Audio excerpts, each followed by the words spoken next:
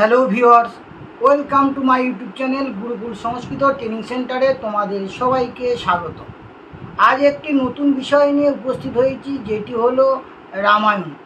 এই রামায়ণ নামক মহাকাব্যটি যারা ক্যালকাটা ইউনিভার্সিটির সেকেন্ড সেমিস্টার অর্থাৎ 4 ইয়ার এবং 3 ইয়ার যে নতুন সিলেবাস, এখন যে নতুন হচ্ছে সিস্টেম অনুযায়ী যে 4 বছর এবং 3 বছরের যে গ্র্যাজুয়েশন কোর্স, যারা অনার্সে পড়বে তাদের হচ্ছে 4 বছর পড়তে হবে এবং যারা পাশে পড়বে তাদের 3 বছর পড়তে হবে।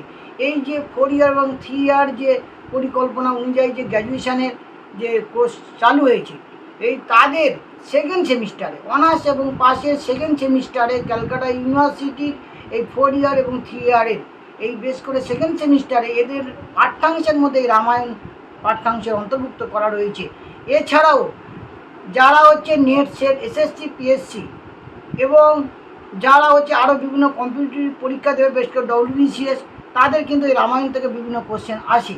সেই সব বিষয় নিয়ে আজকে আমি আলোচনা করব, তোমরা আমার সাথে থাকো। আর যারা এখন আমার চ্যানেলে নতুন তারা অবশ্যই করে চ্যানেলটাকে সাবস্ক্রাইব করবে, লাইক করবে এবং শেয়ার করবে। বলে রাখি যে বিষয় আজকে রামায়ণ নিয়ে তোমাদের একটা গুরুত্বপূর্ণ বিষয় নিয়ে তোমাদের আমি আলোচনা আজকে করব। তোমরা সবাই দেখো, বেশ করে যে সমস্ত স্টুডেন্টরা রয়েছে তারা দেখতে থাকো আমার সাথে রামায়ণটা কী বিষয়টা। সুতরাং যে রামায়ণটা হলো একটা হচ্ছে ইতিহাস সংগ্রহ গ্রন্থ। এই যে ইতিহাস সংগ্রহ গ্রন্থের মধ্যে একে বলা আদি কাব্য, মহাকাব্য এবং আর্ষ কাব্য। তাহলে যদি পরীক্ষা তোমাদের কোশ্চেন আসে যে আদি কাব্য কী, তাহলে রামায়ণ, মহাকাব্য কী এবং আর্ষ কাব্য কী, এটা হচ্ছে কি তিনটে হচ্ছে এই রামায়ণ। এই রামায়ণ কথার অর্থটা বা কী? রামায়ণ কথাটা এসেছে রামের সাথে অনট প্রত্যয় করে রাম, তাহলে রামস্য অয়নম রামায়ণম, অর্থাৎ রামের জীবনচরিত গাথা নিয়ে রচিত যে গ্রন্থ সেটা হচ্ছে রামায়ণ। এই রামায়ণের মূল প্রতিপাদ্য বিষয় কী এবং রামায়ণ কেন রচনা করা হলো, আদিকাব্য কেন বলবো, এর কটা কাণ্ড আছে, কতগুলো শ্লোক আছে, প্রত্যেকটা কাণ্ডে কত কত স্বর্গ আছে, অধ্যায় আছে, কী আছে না আছে, সব বিষয়গুলো নিয়ে আমি আলোচনা করব। তোমরা আমার সাথে থাকো। আর একটা বিষয় বলে দিচ্ছি, এই রামায়ণ অবলম্বনে কী কী গ্রন্থ রচনা করা হয়েছে, বেশ করে নেট সেট এসএসসি পিএসসি সিএসসিতে এবং হচ্ছে যারা অনার্স সেকেন্ড সেমিস্টার এবং বেশ করে বিএ সেকেন্ড সেমিস্টার অনার্স এবং পাশের স্টুডেন্ট যারা রয়েছে তাদের যে কোথায় থেকে কীভাবে কোশ্চেন হবে সেই বিষয়ে আমি আলোচনা করব। তোমরা আমার সাথে থাকো। তবে প্রথমে জানবে সংস্কৃত সাহিত্যে ইতিহাস সংগ্রহ গ্রন্থ হচ্ছে রামায়ণ। তারপরে হচ্ছে কি, এবার রাজশেখর কাব্যমীমাংসা গ্রন্থে দুটো ভাগ করছে রামায়ণ সম্পর্কে, কী বলছে, পরিক্রিয়া এবং পুরাকল্প। এক নায়ক সম্বন্ধযুক্ত যে গ্রন্থ সেটা হচ্ছে পরিক্রিয়া, আর হচ্ছে বহু নায়ক সম্বন্ধযুক্ত যে গ্রন্থ সেটা হচ্ছে পুরাকল্প। তাহলে কি, এই পরিক্রিয়া হচ্ছে নায়ক গ্রন্থ হচ্ছে রামায়ণ, কারণ এখানে রাম হচ্ছে একা হচ্ছে নায়ক, তাহলে যে তাই এক নায়কতন্ত্র হচ্ছে গ্রন্থ। কিন্তু আর হচ্ছে কি পুরাকল্প হচ্ছে মহাভারতে পঞ্চ পাণ্ডব এখানে নায়ক, তাই পুরাকল্প গ্রন্থ মহাভারত। এখানে বলছে আদি কবি হচ্ছে বাল্মীকি। কেন আদি কাব্য রামায়ণ, তাই হচ্ছে এই রামায়ণের হচ্ছে আদি কাব্য এবং রামায়ণ হচ্ছে কি আদি গ্রন্থ, কারণ হচ্ছে মহর্ষি বাল্মীকি এই গ্রন্থে রচিত। তাহলে রামায়ণ রচয়িতাকে মহর্ষি বাল্মীকি, তাই তাকে বলা হচ্ছে আদি কবি। এখানে যেটা বলতে যাচ্ছে, এই রামায়ণের মূল অংশ হিসাবে আমাদেরকে প্রথম স্বর্গ তাকে ধরা হয়। এছাড়াও রামায়ণে রাম উপাখ্যান, এই রাম উপাখ্যানটা মহাভারতে রাম উপাখ্যান রামায়ণ থেকে নেওয়া হয়েছে। এটা একটা ব্যাপার যেটা বোঝা যায় রামায়ণের একটা প্রাচীনতা। এছাড়া কোথায় কোথায় আছে, স্কন্দ পুরাণে রামায়ণের মাহাত্ম্য কিন্তু বর্ণনা রয়েছে, মানে কোথায় কী কোথায় রামায়ণের কথা বর্ণনা হয়েছে। এছাড়া পদ্ম পুরাণে পাতালখণ্ডে সেখানে রামের কথা বর্ণনা হয়েছে। অগ্নিপুরাণে রামায়ণের কথা বর্ণনা হয়েছে। গরুর পুরাণেও রামায়ণের কথা বর্ণনা হয়েছে। যদি বলে কোন কোন পুরাণে রামায়ণের কথা উল্লেখ রয়েছে সেইগুলো কিন্তু আমি বললাম। এছাড়া রামায়ণের এটা হচ্ছে যে মঙ্গলাচরণ আছে সেটা বস্তু নির্দেশনাত্মক এবং হচ্ছে এখানকার যে নায়ক সে ধীরোদাত্ত এবং ক্ষত্রিয়। আর কি এখানে কোন দশ প্রধান, রামায়ণে কোন দশ প্রধান, করুণ দশ প্রধান। এছাড়া হচ্ছে রামায়ণের যে তৎকালীন সমাজে চারটে মানে বর্ণ ছিল, ব্রাহ্মণ, ক্ষত্রিয়, বৈশ্য, শূদ্র। এছাড়া হচ্ছে রামায়ণে আমরা কী দেখতে পাবো, রামায়ণকালীন সমাজে চারটি আশ্রম ছিল, সে চারটে হচ্ছে ব্রহ্মচর্য, গারস্থ, বানপ্রস্থ এবং সন্ন্যাস। আর আমরা দেখতে পাচ্ছি যে এখানে 8 প্রকার বিবাহ প্রচলন ছিল, যেটা রামায়ণের প্রধান ছন্দ কিন্তু ছিল অনুষ্টুপ ছন্দ। তাহলে রামায়ণের আমরা ছন্দটা পেয়ে গেলাম অনুষ্টুপ ছন্দ। আর এখানে 5টা সন্ধি আছে। সংস্কৃত সাহিত্যের বেশ করে যারা হচ্ছে সাহিত্যের বিষয় আছে যে পঞ্চসন্ধি, সেই পঞ্চসন্ধি রামায়ণের মধ্যে বিদ্যমান। কোথায় কোন কোন কাণ্ডে কোন কোন সন্ধি আছে সেই বিষয়টা বলছে। কিন্তু একটা কোশ্চেন হয়, বেশ করে তোমরা এটা নোট ডাউন করে রাখো।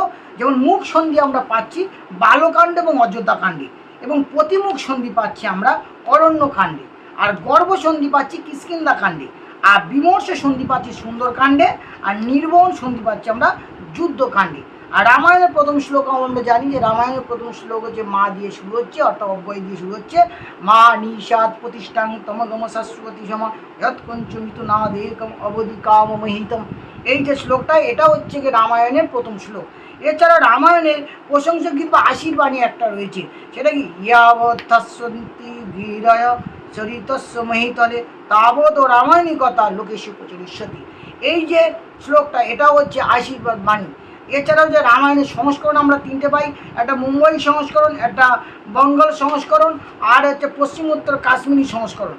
এবং এখানে যেটা আমরা দেখতে পাচ্ছি, এটি বেশ করে মুম্বই সংস্করণটা এটি দেবনাগরী সংস্করণ এটা, আর এটি সর্বাধিক লোকপ্রিয়। 1902 খ্রিস্টপূর্বাব্দে এখানে শিরোমণি এবং ভূষণ নামক টিকা প্রাপ্ত হয় এখানে। আর এই সংস্করণকে আধার করে গ্রিপিং মহোদয় ইংরেজি পদ্য অনুবাদ করেন। এছাড়া হচ্ছে বঙ্গাল সংস্করণ, যেটা দ্বিতীয় সংস্করণ পাচ্ছি, প্রকাশন ইটালিয়ান বিদ্যান জি গ্যারেসিও 1843 খ্রিস্টাব্দে থেকে 1867 পর্যন্ত অনেক খণ্ডে এটা বিভক্ত করা হয়, এবং ইটালিয়ান ফ্রেঞ্চ অনুবাদ করেন এটি গৌড়ীয় সংস্করণ বলে। এছাড়া আমরা পশ্চিমোত্তরী এবং কাশ্মীরি যে সংস্করণটা আমরা দেখতে পাচ্ছি, সেটা 1923 সালে হয়েছে, এই বিভাগটা করা হয়েছে। এটা কটকের টিকা, কটক টিকার উপরে। এবার তারপর দাক্ষিণাত্য সংস্করণ যেটা আমরা পাচ্ছি, 3টে না 5টা সংস্করণ, 4টে সংস্করণ রয়েছে। তারপরে যে এটা হচ্ছে মাদ্রাজ এর কুম্ভকোলন 1929 সালে প্রকাশিত হয়। এবং রামায়ণের রচয়িতা হলেন, যেটা বলে দিচ্ছে আদি মহাকবি বাল্মীকি। রামায়ণকে বলা হচ্ছে আদিকাব্য বা প্রাচীন কাব্য। এছাড়া রামায়ণের ভাষা এবং হচ্ছে কি মাধুর্য, ওজো এবং প্রসাদ গুণযুক্ত। মাথায় রাখতে হবে রামায়ণের মধ্যে কোন কোন গুণ আছে, মাধুর্য গুণ, ওজো গুণ, প্রসাদ গুণ রয়েছে। এছাড়া রামায়ণে তো কাণ্ড 7টা, আর 500টি স্বর্গ রয়েছে, আর 24,000 শ্লোক। কিন্তু শর্ট কোশ্চেন আসতে পারে যে রামায়ণে কতগুলো স্বর্গ, কতগুলো শ্লোক এবং কতগুলো হচ্ছে কাণ্ড রয়েছে। 7টা কাণ্ড, 500টি স্বর্গ, আর 24,000 শ্লোক। তাই রামায়ণের অপর নাম চতুর্বিংশতি সাহসী সংহিতা, 24,000 শ্লোক থাকার জন্য। রামায়ণে কোন রস প্রধান বলে দিয়েছি। এবার রামায়ণে বাল্মীকি কেন নাম না অভিহিত, এটা ভালোভাবে বেশ করে নেট ছেড়ে যারা স্টুডেন্টরা তাদেরকে কোশ্চেন আসে যে বাল্মীকির আর একটা নাম কি বা কী নামে পরিচিত। প্রাচেতস নামে বাল্মীকি পরিচিত। এবার রামায়ণে কোন কোন বংশের কথা বলানো আছে, সূর্যবংশ, রঘুবংশ এবং ইক্ষ্বাকু বংশ। রামায়ণে কোন কোন বংশের কথা বলানো হয়েছে, সূর্যবংশ, ইক্ষ্বাকু বংশ এবং রঘুবংশের কথা বলানো হয়েছে। ইক্ষ্বাকু বংশের কুলগুরু হলেন মহর্ষি বৈশিষ্ট্য। আর একটা কি, সূর্যবংশের প্রথম নৃপতি বৈবস্বত মনু। আর কোন নদীর তীরে বাল্মীকি রামায়ণ রচনা করেন, তমসা নদীর তীরে। আরেকটা বলে যে মহর্ষি নারদের আদেশে বাল্মীকি রামায়ণ রচনা করেন। তাহলে কার আদেশে কে রচনা করছেন, মহর্ষি নারদের আদেশে বাল্মীকি রামায়ণ রচনা করছেন। আর দশরথের কটা পত্নী ছিল, 3টে পত্নী, এবং তাদের যে পুত্রগুলোর নাম কি, কৌশল্যা যে বড় পত্নী ছিল তার হচ্ছে তার হচ্ছে পুত্র ছিল হচ্ছে রামচন্দ্র। কৈকেয়ী তার হচ্ছে পুত্র ছিল ভরত। আর হচ্ছে সুমিত্রার পুত্র লক্ষ্মণ এবং শত্রুঘ্ন। রামচন্দ্রের এবং সীতার হচ্ছে পুত্র ছিল লবকুশ। আর লক্ষ্মণ এবং উর্মিলার পুত্র ছিল চন্দ্রকেতু। আর ভরত এর পুত্র মান্ডবী, ভরতের স্ত্রী ছিল মান্ডবী, আর শত্রুঘ্নের স্ত্রী ছিল শত্রুকৃতি। আর দশরথের কন্যার নাম শান্তা। আর দশরথের জামাতা মহর্ষি ঋষ্য সিংহ। এখানে বলে আছে রামায়ণের 7টা কাণ্ড মাথায় রাখবে, এবং কোন কাণ্ডে কতগুলো হচ্ছে স্বর্গ আছে সেটাই মাথায় রাখবে। সব নোট ডাউন করে দাও। রামায়ণের 7টা কাণ্ড, তারপরে যে কাণ্ড কোনগুলো বলছে, বালকাণ্ড, অযোধ্যাকাণ্ড, অরণ্যকাণ্ড, কিষ্কিন্ধাকাণ্ড, সুন্দরকাণ্ড, যুদ্ধকাণ্ড, আর উত্তরকাণ্ড। তাহলে যে বালকাণ্ড, এই বালকাণ্ডের স্বর্গ সংখ্যা কত, স্বর্গ সংখ্যা 77টা স্বর্গ রয়েছে। অযোধ্যাকাণ্ডে 119টি স্বর্গ রয়েছে। অরণ্যকাণ্ডে 75টা স্বর্গ রয়েছে। কিষ্কিন্ধাকাণ্ডে 67টা স্বর্গ রয়েছে। সুন্দরকাণ্ডে 68টা স্বর্গ রয়েছে। যুদ্ধকাণ্ডে 128টা স্বর্গ। উত্তরকাণ্ডে 111টা স্বর্গ।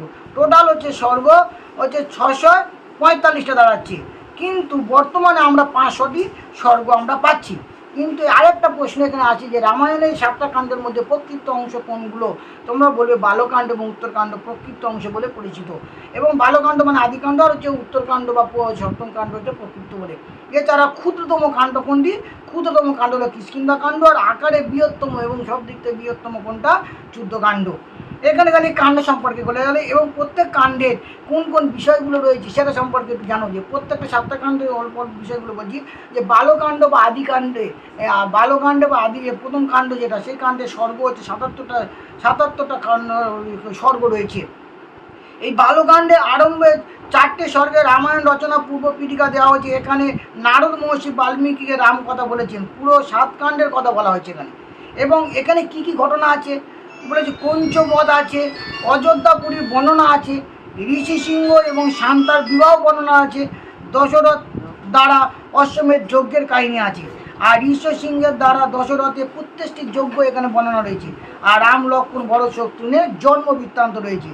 আর এখানে বলে যাচ্ছে কি রামের বাল্যকাল, তারকা হচ্ছে বধ, বিশ্বামিত্রের আশ্রমে রাম লক্ষ্মণ দ্বারা রাক্ষস বধ, এবং ভগীরথ তপস্যা এবং গঙ্গাবতরণ, এবং মিথিলা গমন, অহল্যা উদ্ধারের কথা আছে, ত্রিশঙ্কু যজ্ঞ, ধনুষ ভঙ্গ, বিবাহ, এবং হচ্ছে ঋষ্য সিংহের চরিত্রের যে বর্ণনা এখানে আমরা, এবং বামন অবতার এবং সাগর মন্থনের যে বর্ণনা, এই আমরা টোটালটা কিন্তু এই কাহিনী যেটা পারলাম, এটা বালকাণ্ডের টোটাল ঘটনাটা এটি বলে দিলাম।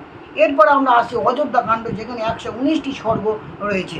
এখানে এই অযোধ্যাকাণ্ডের মূল বিষয়বস্তু আছে কি? রামের রাজ্যাভিষেকে রয়েছে। এর প্রস্তাব, এখানে রাজ্যাভিষেকের প্রস্তাব দেওয়া হচ্ছে। এখানে মন্ত্র এবং কৈকেয়ী প্রসঙ্গ উঠে আসছে। এখানে দশরথের বিলাপ এবং রামের বনবাস, এবং চিত্রকূটের মন্ত্র বলে যে মহত্ব, চিত্রকূটের মহত্ব, এবং দশরথের মৃত্যু এবং দণ্ডকারণ্যে প্রবেশ, এই ঘটনাটা রয়েছে। এছাড়া অরণ্যকাণ্ডে কী আছে? 75টা স্বর্গযুক্ত অরণ্যকাণ্ডে। এখানে বলে আছে পঞ্চবটি প্রবেশ করছে, রাম লক্ষ্মণ ভরতের পঞ্চবটি প্রবেশ করছে, বিরাট নামক রাক্ষসে বধ করলো, এবং অগস্ত্য আশ্রমের বর্ণনা রয়েছে এখানে, হেমন্ত ঋতুর একটি বর্ণনা রয়েছে এখানে, সুপর্ণখা নাক কান কাটে লক্ষণ, এবং হচ্ছে ছলপূর্বক সীতা এখানে হরণ হচ্ছে, এবং শবরী বৃত্তান্ত, এবং জটায়ু রাবণ যুদ্ধ, মারিচ বধ, আর খরদূষণ রাক্ষসের বধ এখানে হবে, রামের করুণ বিলাপ এবং সুগ্রীবের মৃত্যুতা প্রসঙ্গে এখানে বর্ণনা রয়েছে। তাহলে এটা হচ্ছে অরণ্যকাণ্ডের বিষয় চলে গেল। এবার কিষ্কিন্ধাকাণ্ডের কী আছে? কিষ্কিন্ধাকাণ্ড 7টি স্বর্গযুক্ত বিশিষ্ট। এই কিষ্কিন্ধাকাণ্ডটা কী হচ্ছে? পম্পা সরোবরে বসন্ত যে ঋতুর তার দর্শন, এবং হচ্ছে অগ্নি সাক্ষী রেখে সুগ্রীব রামের মৃত্যুতা, আর বালি এখানে বধ হবে, তারপরে তারার বিলাপ, আর সুগ্রীব এবং অঙ্গদের রাজ্যাভিষেক, সুগ্রীব দ্বারা সীতা অন্বেষণ, বর্ষা ঋতুর বর্ণনা বলেছে, সম্পাদিক কথা, জাম্ববান দ্বারা হনুমানের কথা আলোচনা করা হয়েছে। এবার চলে আসে সুন্দরকাণ্ডে। সুন্দরকাণ্ডে আমরা দেখিয়েছিলাম যে 68টা স্বর্গযুক্ত হয়েছে। হনুমান দ্বারা সাগর পেরিয়ে লঙ্কা প্রবেশ করছে, সীতা অন্বেষণ, অশোক বাটিকাতে সীতার দর্শন, আর অক্ষয় কুমার যে বধ, সিংহিকা বধ, মেঘনাথ দ্বারা ব্রহ্মাস্ত্র প্রেরণ, হনুমানকে বন্দি করে রাবণের সভায় আনলো, এবং বিভীষণের দ্বারা দুধ বধ নির্দেশ, হনুমানের লেজে আগুন দিয়ে গেল, রাম সীতার অলঙ্কার দেখানো বৃত্তান্ত এখানে রয়েছে। এই কাণ্ডে যে সুন্দরকাণ্ড, এই কাণ্ড নায়ক এবং নায়িকার শুভ সমাচার প্রাপ্ত হয়, তাই এটি সুন্দরকাণ্ড। সীতা পায় রামের খোঁজ এবং রাম পায় সীতার খোঁজ। এই কাণ্ডে হনুমান নায়ক, এর নাম সুন্দর, তাই এটি সুন্দরকাণ্ড নামে পরিচিত হলো। তাহলে এবার চলে আসছে আমরা যুদ্ধকাণ্ড। সেখানে হচ্ছে 128টা স্বর্গ বিশিষ্ট যুদ্ধকাণ্ড। এটা সব থেকে বড় কাণ্ড। এখানে রাম দ্বারা হনুমানের প্রশংসা, রামের সঙ্গে বিভীষণের মিত্রতা, রামের সঙ্গে বানর সেনার প্রস্থান এবং সেতু নির্মাণ, রাম রাবণের যুদ্ধ হয় এবং শেষে রাবণ বধ হয়ে গেল, এবং বিভীষণ লঙ্কার রাজা হবে, এবং মায়া সীতা লক্ষণ বলেছে লক্ষণ মূর্ছা বলে সঞ্জীবনী বুটিকা, সীতার অগ্নি পরীক্ষা, রামের রাজ্যাভিষেক, এবং হচ্ছে প্রজাপালন। এই পাশ্চাত্য বৃত্তান্তের মধ্যে রামায়ণের সমাপ্তি এবং উত্তরকাণ্ড হচ্ছে প্রকৃত কাণ্ড। এখানে অনেকে বলছে যে রামায়ণ এই পঞ্চম কাণ্ড পর্যন্ত এখানে শেষ, এই পর্যন্ত কেউ শেষ বলে এখানে বলছে, কারণ এখানে 6 নম্বর এই পর্যন্ত কিন্তু রামায়ণের মেন কাণ্ড বলে ঘোষণা করছে 6 নম্বর। এরপরে উত্তরকাণ্ড যেটা আসে 111টা স্বর্গযুক্ত উত্তরকাণ্ড। এখানে মহর্ষি বলেছে অগস্ত্যর আগমন হচ্ছে, এবং লব কুশের জন্ম, রামচরিতের রচনার গান, দুর্মুখ নামক গুপ্তচরের দ্বারা সীতার বিষয়ে লোকাপবাদ, এই উত্তরকাণ্ডে এখানে দেখা যাচ্ছে। সীতাকে বন বীথিকাতে নির্বাসন, সম্মুখ বধ, অশ্বমেধ যজ্ঞের আয়োজন, শপথ নিয়ে সীতার হচ্ছে পাতাল প্রবেশ এবং লবের রাজ্যাভিষেক এবং রামের হচ্ছে মহাপ্রস্থান। এটা হয়ে গেল। এই পর্যন্ত তাহলে 7টা কাণ্ডের মূল বিষয়বস্তু নিয়ে আমি আলোচনা করলাম। এবং হচ্ছে রামায়ণ আশ্রিত কিছু কিছু নাটক রয়েছে, যেমন হচ্ছে ভাস রচিত প্রতিমা এবং অভিষেক নাটক, ভবভূতি রচিত হচ্ছে উত্তরামচরিত মহাবীর চরিত, এবং হচ্ছে শক্তিপত্রের হচ্ছে আশ্চর্য চূড়ামণি, এবং মুরারির হচ্ছে অনর্গ রাঘব, রাজশেখরের হচ্ছে কি বালরামায়ণ, দিংনাগের হচ্ছে কুন্দমালা, জয়দেবের প্রসন্ন রাঘব, এবং দামোদর মিশ্রের হনুমান নাটক। আর মহাকাব্যগুলো কী কী রামায়ণ রচনা রয়েছে, রামায়ণ অবলম্বন মহাকাব্য যেগুলো রচনা সেগুলোতে নাম দেখে নাও তোমরা। যে রঘুবংশ হচ্ছে মহাকবি কালিদাসের লেখা রঘুবংশ মহাকাব্য, জানকী অরুণ কুমার দাস রচনা করছেন, সেতুবন্ধ প্রবর সেন রচনা করছে, রামায়ণ মঞ্জুরি খেমেন্দ্র লেখা, এবং ভট্টি কাব্যম যেটা ভট্টি হরি বা হচ্ছে ভট্টি বলে যেটা রাবণবধ কাব্য নামে পরিচিত, এটাও কিন্তু মহাভারত এই রামায়ণ অবলম্বনেই মহাকাব্য রচনা করে। চম্পু কাব্য কি রামায়ণ অবলম্বনে রচনা করছে, রামায়ণ চম্পু যেটা ভোজ লিখেছেন, এবং হচ্ছে রামকথা হচ্ছে অনন্ত ভট্ট, এবং উত্তর চম্পু যেটা হচ্ছে বৈকণ্ঠ ধ্বনি, এবং চম্পু রামায়ণটা হচ্ছে লক্ষণ ভট্ট, এবং অন্যান্য রামায়ণ গ্রন্থ যেটা আমরা দেখতে পাচ্ছি অধ্যাত্ম রামায়ণ, অদ্ভুত রামায়ণ, অগস্ত্য রামায়ণ, আনন্দা হচ্ছে রামায়ণ, এবং মহেন্দ্রা রামায়ণ, এবং ভূসুক্তি রামায়ণ। রামায়ণের প্রমুখ আখ্যান আমরা দেখতে পাচ্ছি কী কারণে, যেমন হচ্ছে বালকাণ্ডে বা প্রথম কাণ্ডের যে আমরা দেখতে পাচ্ছি উপরি পঞ্চবধ আখ্যানাম, ঈশ্বর সিংহ আখ্যানাম, তারপরে তারকা আখ্যানাম, এই আখ্যানাম কিন্তু হচ্ছে আমরা যে বালকাণ্ডে দেখতে পাচ্ছি। এছাড়াও আছে আমরা কি দেখতে পাচ্ছি কার্তিকেয় আখ্যানাম, গঙ্গাবতারের আখ্যানাম, অহল্যা উদ্ধার আখ্যানাম, সুনসেবা আখ্যানাম, হরিশ্চন্দ্র উপাখ্যানাম বলেছে কি পুণ্যস্থাপনাম উত্তরখণ্ডে আছে আমরা, এবং যে রাক্ষস উপাখ্যানাম হচ্ছে উত্তরখণ্ডে আমরা দেখতে পাচ্ছি। এছাড়াও আছে মৈত্রাবরুণ আখ্যানাম, অষ্টাবক্র আখ্যানাম, ত্রিশঙ্কু আখ্যানাম, মেনকা বিশ্বামিত্র আখ্যানাম, এবং পুরুরবা আখ্যানাম, এবং মেঘা আখ্যানাম। তাহলে এই সমস্ত কিন্তু বিষয় নিয়ে আমি আজের আলোচনা করলাম। রামায়ণের কাণ্ডকথা কোন কোন বিষয় নিয়ে আলোচনা, টোটাল রামায়ণের যা বিষয়গুলো, এবং এছাড়াও রামায়ণের সমাজচিত্র তোমরা দেখতে পাবে। রামের মতন আদর্শ রাজা, সীতার মতন যে পতি, এবং লক্ষ্মণের মতন ভাই, ভরতের মতন ভাই, এদের যে চিত্র, এবং হনুমানের মতন ভক্ত আজও হচ্ছে আমাদের সমাজে যে বিরল। এইরকম যদি থাকে সমাজচিত্র থাকে, তাহলে সেই সমাজ অনেক উন্নত হবে। এই যে রামায়ণ টোটাল বিষয় নিয়ে আজের আলোচনা করলাম, আশা করি সমস্ত স্তরের স্টুডেন্টদেরকে উপকারের কাজে লাগবে। আর যারা হচ্ছে যাদের কোনো কিছু জানার আছে তারা অবশ্যই করে আমাকে কমেন্ট করে জানাবে, এবং আশা করি তোমাদের ভালো লাগবে। আর যারা আমার চ্যানেল নতুন অবশ্যই করে চ্যানেলটাকে সাবস্ক্রাইব করবে, লাইক করবে, শেয়ার করবে। Thank you.